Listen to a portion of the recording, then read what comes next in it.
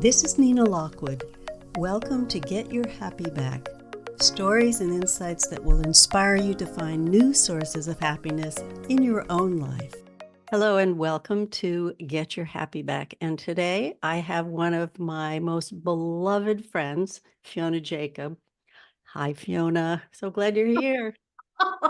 Nina, I was thinking before I got onto this conversation, oh, I can't wait to talk to Nina. I am both thrilled and excited to be here, and it feels like it's been way too long. So Oh, I'm so glad to be here. absolutely. But even though we haven't spoken in a long time, you're always in my heart. So glad you're here Oh, today. bless you. That's wonderful, wonderful. I love when our heart can hold another human being. Don't you? I do.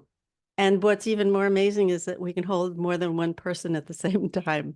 That is so true. I am just a short story, Nina. I had not seen a friend of mine for 20 years. And we had got married the same year. And she had gone off and done her stuff in Ireland. And I have lived abroad for very many years. I've lived in the Middle East for something like 25 years. And we got in touch this year. And oh my God, the capacity for everything to have changed and nothing to have changed from that heart space. Isn't it wonderful? It's just like, okay, we look at little different. Her kids, I used to babysit, are now doctors, both of them, Oh, doing stuff golly. across the world. But what was so profound and impactful to me was nothing had changed in either of our hearts for one another. Mm, And isn't that just so delicious that we can not see a human being for 20 years or 2 years or 2 months? It doesn't matter. Mine is 20 years, happens to be that. And life goes on, but our heart doesn't move on. I love that. I still hold that love. Yeah, me too. Me too. Me too. That's one gem of an example of happiness, Yeah, I guess right? it is. Yeah, yeah, yeah. And the meetup was that. It was graceful. It was generous. It was Mm, happy. It was delicious, actually. Yes. so nice. So I'm just going to read, I don't normally read people's bios, but I'm going to just read a little bit about yours because you have such expertise and wisdom that everybody should know it. So you are, and forgive me for reading some of this, you're a certified master transformative coach and a supervisor. You work with individuals, teams, organizations around the world. And what I really want to highlight is this statement that you are you take an uncompromising stand for people's greatness, and your passion is waking people up to their true nature so they can live their most authentic life. Wow. As you read that, my arms tingled, and not because I think that as I wrote that, that's fantastic. But there's something so powerful about those of us who are just sleeping or who are going through life. I would call it in the maple syrup. You know what I mean? It just feels hard and sticky. And it's just like, oh my God, there is something so much more beyond that for every human being in the world. And when we wake up to that, oh my gosh, the impact, the transformation, the shift, the happiness, the delight, the flow of life and energy of life that comes through us. Oh, yes. So, yeah, I got touched by that's very strange. I got touched by my own writing, but it actually is the impact of that, the meaning of that for people, not the actual words of it. Yeah. And I'm sure you've had this experience yourself of going from being in more of a stuck place to being in more of a place of flow. Can you talk about that a bit? Oh, I think that happens to me every day. Welcome to the club. Yeah.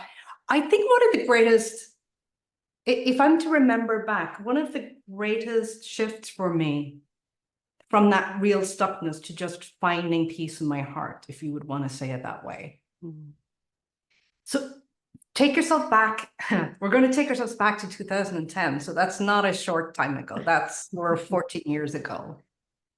And I walked into a big room in New York. There were 50 or 60 chairs. And there were 3 chairs up the front. And I think we were on 34th Street. That sounds like a Christmas movie. But actually, I think we were actually on 34th Street. And it was the beginning of Supercoach Academy. And this was with Michael Neal, who this was his first ever Supercoach Academy. And I had literally paused my mortgage payments to show up in that room on that day because I was between jobs. I had a job. I was starting in Saudi Arabia as a director, but I was a little short on the cash. That didn't matter. What was so cool, Nina, was the first morning of the first day, a guy called Bill Cumming walked into the room. Now, for anybody who does not know Bill, Bill was probably at this time in his late 60s, early 70s. He's very tall. He wore a pair of navy dungarees, and I will call them hobnail boots, but you know what I mean, like farmer's boots or outside workers' boots or whatever. He had a navy jacket over the dungarees. He had a check shirt and a tie up to here. Like, and I was going, W2F, like, what? I paid all this money to do the super coach again, and then a guy shows up like he's a farmer. I mean, to be fair to Bill, if he'd had a piece of straw coming out of his mouth, it would have just made the picture, right? So what was fascinating to me, Nina, is I shut down my head. I went, well, what am I going to learn from this guy? Except an hour and a half later, he and I were sitting in a chair opposite each other. And it's the first time in my life I experienced myself as perfect, whole, and complete. As a human being. And I would have been at that point 44, 45 years of age. So this man dressed in the funkiest clothes ever, you could not convince him that you were not perfect, whole, complete, and lovable. He was not going to take it. Didn't matter what you had done, didn't matter who you were, didn't matter if you were a terrorist or a king, it did not matter. All that mattered is he knew. He knew. He knew the truth of who we were. And you could feel that from him. And I did. And how did he know? And how did you come to know? Because how he shared it with such, I mean, he had worked a lot with people who had been in prison. He'd worked with a lot of people in the Black community or the African American communities. He had seen real poverty. He had seen crime. His own daughter had been raped and he knew the rapist. There was just so much that he had both done, but he'd also experienced. And in all of that, every single human he was in conversation with, be they saint or sinner, he knew the perfection they were underneath all of the behaviors and the bluff and the actions they took and the words that they said and the cursing that all of that, he could see their heart. He saw my heart that day, Nina. That is amazing to have that experience. I am guessing that listeners or viewers for this podcast maybe have never known that. And I didn't know that. I mean, I tried to convince myself of that for however many years. And I tried to date men and hope that they would find that or whatever. You know what I mean? We go to all the ends of the earth sometimes to try to convince ourselves that we're good people or kind people or nice people or a good wife or girlfriend or whatever. But we're kind of doing it the wrong way around. We're, again, to use a mentor's explanation, we're putting horseshit on the diamond that we are and painting that over with the nail polish that we consider looks good today. as opposed to, wow, the metaphor of the diamond is we are already that. But we've And been so clueless that we've been going, let's go to the nail tech, get nicer nails and longer nails and whatever, trying to convince ourselves at that level. And you see, it's not about seeing it at that level. It's not seeing it here. It's seeing it and recognizing the truth of who we are. and how do we do that? How does that happen if someone isn't as fortunate as you were to have that experience with Bill?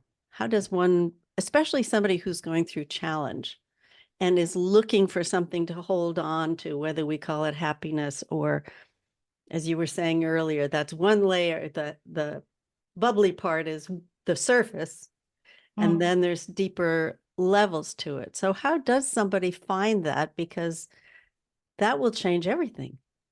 Yeah, it's such a beautiful and great question, and I want to give it the pause that it deserves.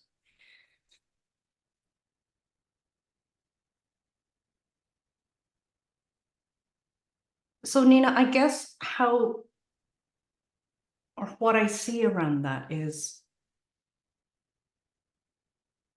we all come to life, to this life, to living, to, we're born and we come to life. If you want to call it with a factory default or an energy of life or an aliveness, and it has some capacities or it has some energies or it has some intelligence, you could say. I mean, there's different words depending on who you listen to or how you even notice for yourself. But imagine if we were simply this, we were an iPhone and you come with all of these factory default apps. Well,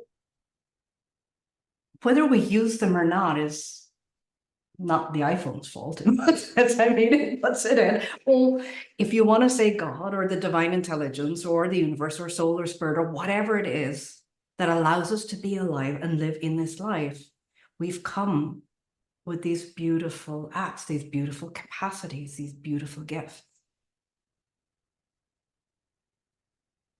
And it's not that we have to put them into ourselves. So this is not a manufacturing operation. This is a mining one. When we mine, when we know the truth of that, we have come to life already with these gifts. And these gifts are vast, but these gifts are the gift of wisdom. These gifts are the gifts of having insight, new thought, new perspective, new possibility. These gifts are the gifts of creativity. I'm looking behind you and I'm seeing all of this beautiful art. I hear your husband's writing a book, and that's a gift of creativity from source. There's also the beautiful gift of contentment and joy. And to me, there are just different words for happiness because happiness for me, I have that categorized as, oh, I'm happy, oh, I'm sad, oh, I'm, So to me, happiness is the most beautiful and delicious word. And maybe the deeper feeling is a feeling of contentment and joy, joy that bubbles up no matter what is going on in our life and the world. Grace that bubbles up when life throws challenges. And I have not been without challenges, and nobody has in this. We're in life. So it does get to be a pretty interesting contact sport. And sometimes you're kind of running with the ball, and sometimes you've got the scrum of people on top of you. So yeah, I mean, everybody will have experienced their own challenges, whether it's health challenges or family challenges or people around them who they love may die. Life will life. But to really know at a fundamental truth level that the who we are, this factory default, those apps, those beautiful apps that we come with are inside of ourselves and available all the time, no matter what's going on at the outside, even in the crazy stuff, even in the wild stuff, even in the I've lost my mind stuff. this grounded place of being, of flow, of life, of grace, of beauty, of contentment, of joy, creativity, of wisdom is us. It is the true us. It always has, and it always will be, because it's who we are. Okay, so I've got a question for you. Another question Hooray! out of many. Yay, love questions. Some people would say, oh, that's wishful thinking, Oh, right? They'll say, oh, you don't understand, or you haven't been in my shoes. This is a pretty Pollyanna-ish perspective. So for somebody who's very entrenched in that, in life as a struggle, with limited options to get out of that struggle, yeah. what can you remind them, those people, who's really all of us at one point or another, what Oh, can yeah. you say to them to invite them to be more open to this recognition?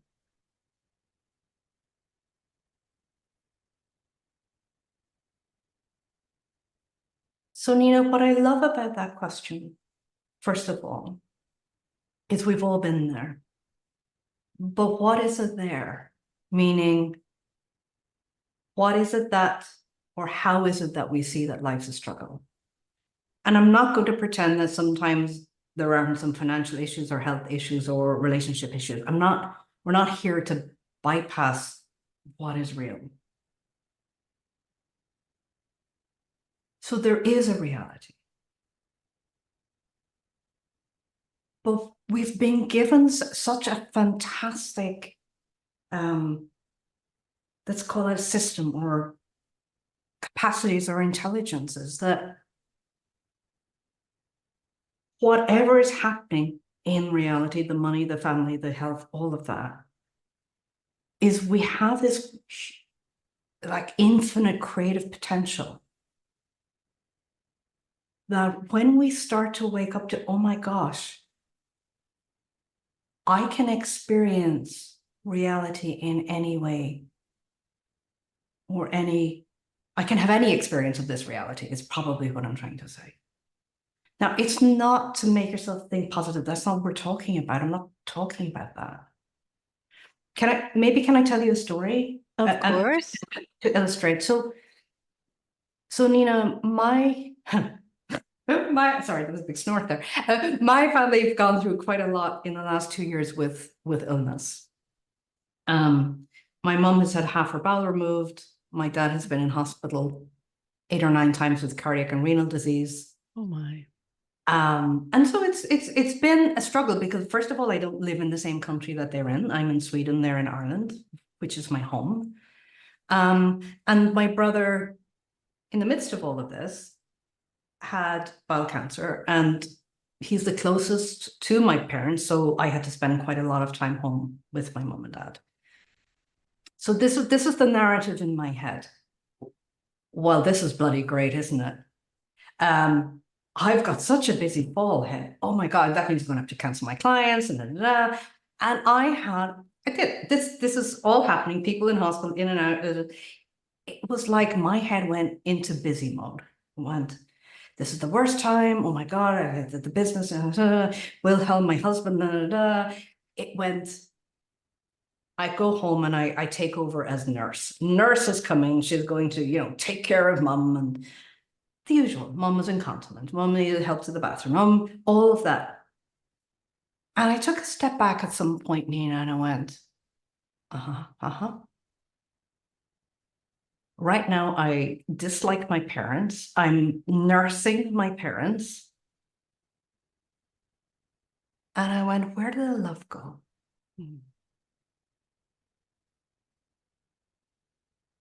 Where did the love go? Now, mum and dad, they were still sick. Mum was still incontinent. Mum still didn't have, do you know what I mean? So nothing changed on the outside. And this is the beauty of the design here. Nothing has to change on the outside for us to have a different experience. I can't tell you, Nina, I fell in love with my parents. more than I loved them since probably before I was a teenager. Because you know what we do when Of course. we're a teenager and parent. But it's not that I haven't loved them. It's just like, yeah, their parents, I go home and see them. Yeah, let's have a good Christmas. But it's like, no, I fell in love with these two gorgeous, stubborn human beings. Like, for real, for new. Mm. And nothing had changed. And the only thing, well, say nothing on the outside had changed. What had changed inside of me was, yeah, it was still a pain in the ass. I still, was not earning money. I was still away from my business. I still had to cancel my clients. I still had to go home to Ireland and keep it all going. And it was all okay. And you were willing. That's a wonderful story, Fiona. Thank you for sharing that. And what I'm hearing and what you're saying is that you were, what's the best word? You became aware that you were less than loving. And Oh, you stopped because that was a red flag for you. And you asked that very powerful question. yeah. And that's possible for everybody in every situation. Not the loving bit, but we look at things in life and we go, oh my God, this is hard. This is a challenge. How can I do this? This is terrible. We are in this flow of thinking that gives us these horrible feelings that we're living in this urgency and intensity. And it's like a washing machine going on full spin cycle, everything just feels like, ah. But what we're actually pointing to is with this creative potential, we don't have to suffer.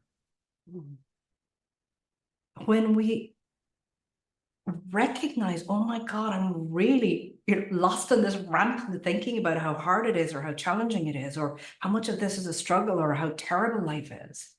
When we just wake up to that, something new and fresh and alive and more useful can come to mind. Now, it may be that you fall in love with your parents, or it may be that there's a problem to be solved, but you can solve it, or a creative way of seeing it differently, or whatever. I can't tell you what that's going to look like for the person. What I want to say is we are given the gift of fresh new ideas every moment of every day, available. That's always available, always on. Nothing we need to do to get to that. And when we're kind of just lost up in this crazy, busy-minded, struggling thinking, and we follow that train of thought, well, all that happens is we just don't have such access to this beautiful, wise, clear, creative, powerful space and insight, and even simple things like, here's what to do next. Sometimes that can just be the most beautiful thing that that can land for us. It's got, oh, thank you. Oh, I could do that next. Oh, that would be so cool. Oh, that would be so easy. Oh, and your shoulders go down. And it's just like, you can have insight in any moment, no matter what's going on. So this, if I may interrupt you, because I saw you were ready to keep going, and I want you to, is that our thinking has so much to do with whether we're happy or not, right? And that what I think I hear you saying, and certainly this is my experience, is that if I am only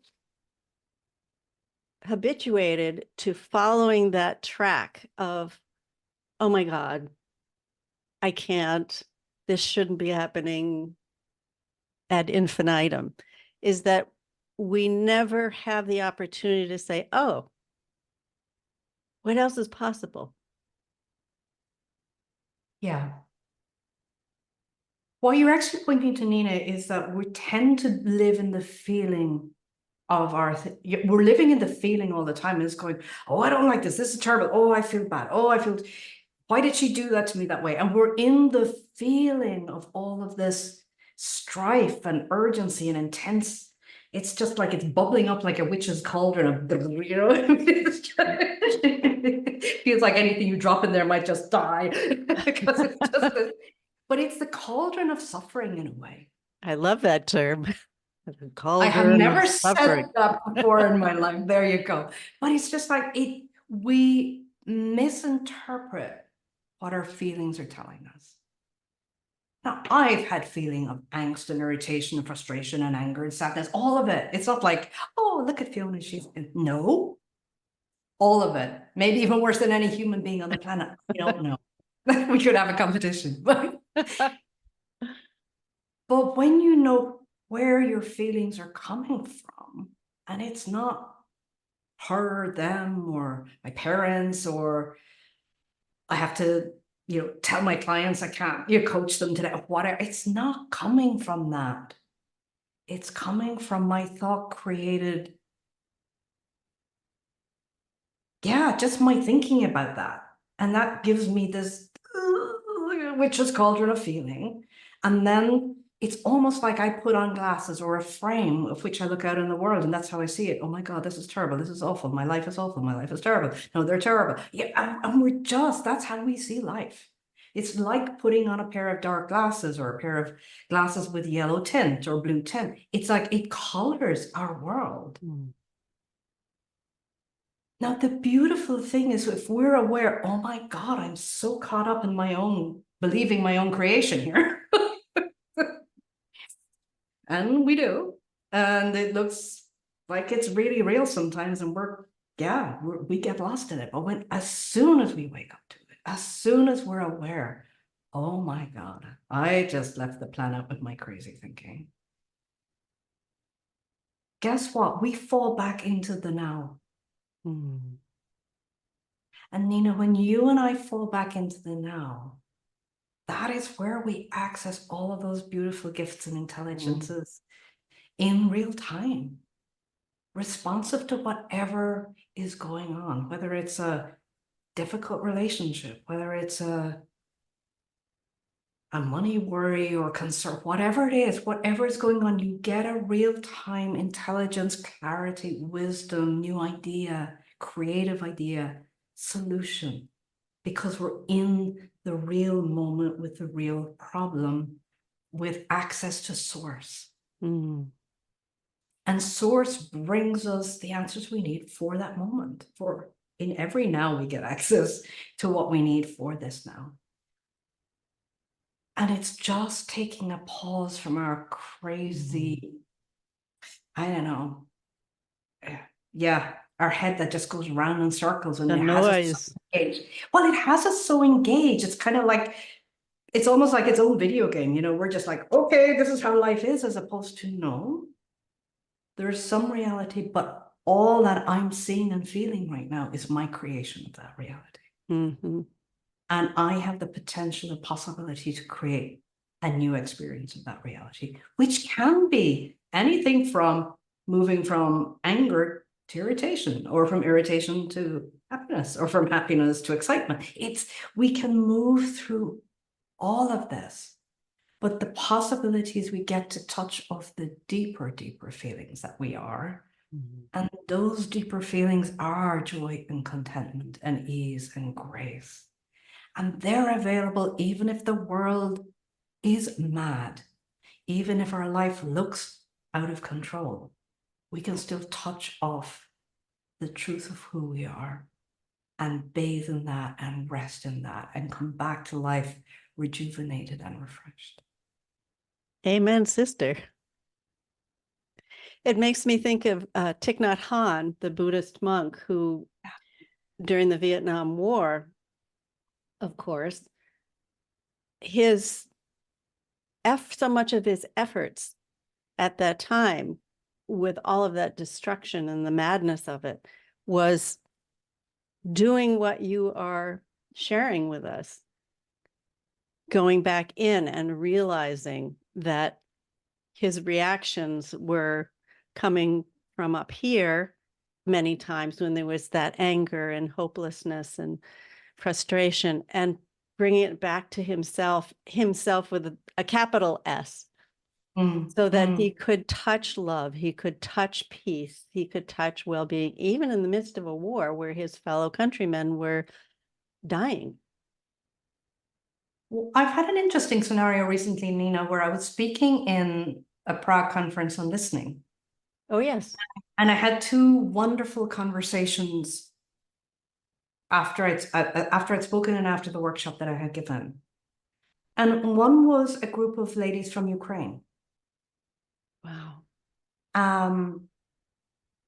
And as you know, they're in the middle of war with Russia. And what they said was, if we hadn't known about how our thought creates our feelings in this situation, we would have been like everybody else. We would have just been running around and doing the sky is falling. And now they said, look, we're on the front line with the troops. We are helping them come back to themselves, to their calm quietude, to not feeling stressed, to just being grounded in themselves. And I thought to myself, oh my God, I love that in what people think is the worst scenario that can be possible, exactly as you described in the Vietnam War, that people can live in quietude, calm, in the flow of life, the energy of life, the aliveness of life, and thrive even in the midst of war. And you would think, well, that's not possible. These women shared with me from their hearts that that is their experience. And similarly, I had a conversation with Jenny from Israel, who had experienced the October 10 situation. And she said, again, there were so many people just so panicked, so stressed, all understandable on both sides, understandable. Yeah. But she said the peace in her heart was so embedded that she cooked and she brought cookies to people and she would have conversations with people on the street and just allow them to come back home to themselves. Because when we are being this, you know, people feel the truth of it. It's not I can't tell you what it is. I mean, I can. But in my speaking, I hope it's not about the words. I think I'm hoping that there's a deeper feeling that is conveyed in the truth of who we're being. And when we are being that, people feel that. They come and they find themselves grounded for themselves too. That's such a powerful reminder that, you know, it's the vibe. It's the vibe that we're giving out. And there's something, you can catch it, you know, like a Yes. but in this case, it's that sense of possibility that when someone is, as you were talking about with Bill, someone who is radiating that kind of energy, you can't help but be touched by it unless you are so walled off that there's no space for it to get in. But I think everyone who has felt, and I'd love to know your thoughts about this, Fiona, too, everyone who has struggled, almost everybody still has this wee little space inside them that says, maybe it could be different. Maybe there's another way. I have seen it probably in two different ways. So Nina, I think you know already that I was held hostage in Iraq for 4.5 months during the first Gulf War. And I didn't know anything about anything, really. I was just a 24-year-old, panicked like everybody else, thinking I was going to die, to it's going to sound strange when you're hostage, but I was actually swimming in a swimming pool that was part of the compound or the hotel compound we were staying in. And recognizing that when I did this, just on my back doing backstroke and looking up at the sky, it felt like Christmas because it felt like those twinkly lights of the stars were just within reach. And I had a profound knowing. And the profound knowing was simply this: I'm okay.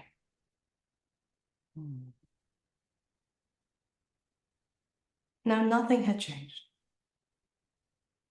There were still troops coming. There was still anti-aircraft guns flying off into the sky every night, as they did. They practiced every night. I was still a hostage. But there's something that can shift inside of us so easily. And to know, I didn't know that I was loved, but I knew I was okay. So I knew I was okay. And stuff still happened to me. It wasn't like, oh, hooray, she's free tomorrow. And no, I was assaulted and I was held at gunpoint for hours. And there was more stuff to come. But the overriding, not even feeling, because it was just a knowing. No matter what happens here, I'm okay. Now that's kind of cool to know. Kind of cool. So powerful. It's so transformative, as we say in the trade. Yeah. Now I was going to tell another story and I can't remember what that was. Can you ask me a question again? Because there was a point to the first story and there was also a point to the second story. If I've forgotten it, we can leave it. It doesn't matter. So your background, I'll see if I can get around to a question. Your background is in nursing, and these days your focus is working with coaches and helping them create, as we were using that term, transformational impact with their clients. How do you do that? Is that just, I shouldn't say just because that minimizes it, but I'm assuming you share with them the very same kinds of things that you're sharing with me now in terms of what's possible, of taking that stop and realizing that we have these apps, free apps. Free app. Yes, exactly. Not even needed to be paid for. Right. So that reminder or invitation to take a stop and notice. And then, if we're lucky, remember that we have these other possibilities. Would you say that's along the lines of how you share this understanding? I'm going to say yes, and probably slightly expanded. So one of the Please. things that I find with coaches, and I have worked with some, including you, worked with some wonderful coaches who really see this, what we're talking about, for themselves. But then one of a couple of things happens. Somebody comes in with a compelling story. And it's very easy for any coach to go, oh my God, I don't know how to, I don't know how to deal with this. Somebody who's, let's say, been in jail, or maybe has a child who's died, or do you know what I mean? There's those that may not have happened in our own world, and it's just like, or if for people, some of it is around finance, like they've lost all their money, they're bankrupt, they might be out of their home in a month, and so we buy into the story. Now, as I said earlier, there's a reality. I'm not saying there is not a reality. Somebody may lose their house. Somebody has lost a child. Somebody, there are things, not so nice things, that happen to people in life. But as a coach, our job is not to buy into the story. It can be to be human.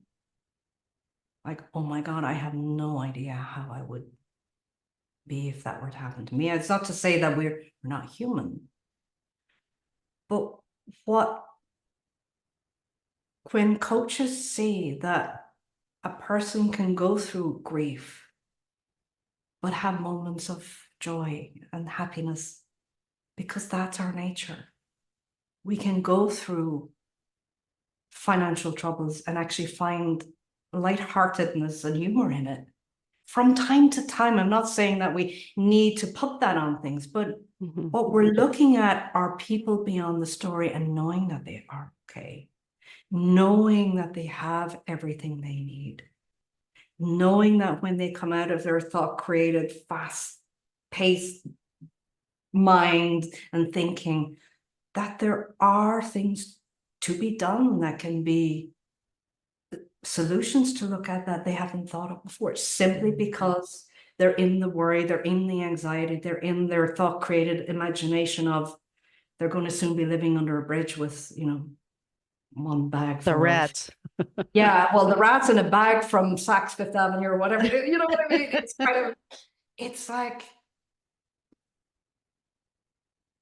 but recognizing truly that we are okay. And truly, we have everything we need. Our job as coaches is to wake that up inside of another human being. Even if the story is so compelling and so, oh, I don't know what to do. Yeah, it's like our settling down ourselves and finding our okayness. Mm-hmm. Because when we are pulling from that space of wisdom and clarity ourselves, when we create the space of okayness with another human being, when they tap into their wisdom and clarity, they will find solutions and new thinking and possibilities that they haven't thought about. Mm. And that is our role as coaches. So that would be certainly one of the first things I would have people look at. Because that's why I get to listen to the calls and I go, yes, but he has, I don't know, HIV or he's killed somebody. It's like, okay. And now, how do we come back to ourselves and be in a space of curiosity and listening and seeing what shows up for us? What's the not the best conversation, but what is the conversation? What is the flow of life? What is there to be said here? But it's coming from a different place within us. It reminds me of that statement by Byron Katie, who would you be without your story? Because if we're not if we're not enamored with our story, if we're not compelled by our story, then it seems to me that's when we can discover all of these possibilities within ourselves. And if that isn't happiness on a deep and profound level, I don't know what is. I am so with you on that. And the thing about it, the stories, is we've made them up in the first place. We are the author of them. And you can fall in love with the story, that's fine, but you can also fall out of love with the story. It's like you can walk into a movie and you think, oh, this is a horror story. I'm not sure I came to a horror story. I want to go to a rom-com. Well, you move back out of the movie theater and you go next door and you go see the rom-com. We have the capacity always to wake up. We are never that far lost. We might think we are, but we can never be that far lost that we can't recognize the giggle, that we can't recognize a good idea, that we can't recognize the flow or the energy of life, because that hum of happiness, that hum of contentment, that hum of joy is the truth of who we are. And it never goes away. Sometimes we're a little bit off the radio station. We might have a little bit of static. That's okay. But if we know all we need to do is put ourselves back on the station, you get DAB, digital, or whatever, FM, and it's just like we get stereo sound of ourselves. It's such an important reminder, Fiona, to have you share this, because it is so easy to get caught up in the drama, and we don't see anything until there maybe is a little lull in the activity, right? And then we can say, oh yeah, right. Hey, sometimes we might choose drama because we love a bit of drama. That's fine. But if you're creating drama, well, that's also cool. So, do you know what? I think I'm on for drama today. Okay. It's a bit like it's a bit like if I get angry with my husband. which is not that frequently, actually. Damn, but you know, it's like, but sometimes I go, well, you know what? I actually want to be angry, you know, because usually I get, yeah, but you know, you're just making that up, fate. Right. You know, so I get the nice clarity and wisdom showing up, and I go, no, damn it, I want to be angry. I'm going to stay angry. Right. You know what? It lasts about 7 minutes, and then it's just like, oh well. Right. It runs Exhausted out that of much. steam. Yeah, exactly. To keep yourself angry just to be angry is kind of like that's an interesting way to be. Right. It's worth asking the question after a certain period of time, is it really worth it? Yeah, exactly. I think I'll do something else. Right. So, Fiona, thank you so much for being with me today. I just, as you know, I always love being able to spend time with you and see your face at the same time, even if it's only virtually. It's still your gorgeousness and your energy and the truth of what you're speaking about. So, two questions, maybe three. Where can people find you if they want to learn a little bit more about what you do and how you do it? And what was the other question? Oh, yes, final words. Sure. So first of all, Nina, thank you for asking me. There is such a joy in being in conversation with you. So Thank you. thank you. People can find me in probably 3 different places. On Instagram, I am under Fiona Jacob because I kind of use FEE as my nom de plume, shall we say, or my author's name. You can find me on LinkedIn under Fiona Jacob, also very easy. And I do have a website, fionajacob.com. But what I would say is that would probably not be the most vibrant area at the moment that you can find me. So Insta and LinkedIn are probably a little more alive right now. Final words.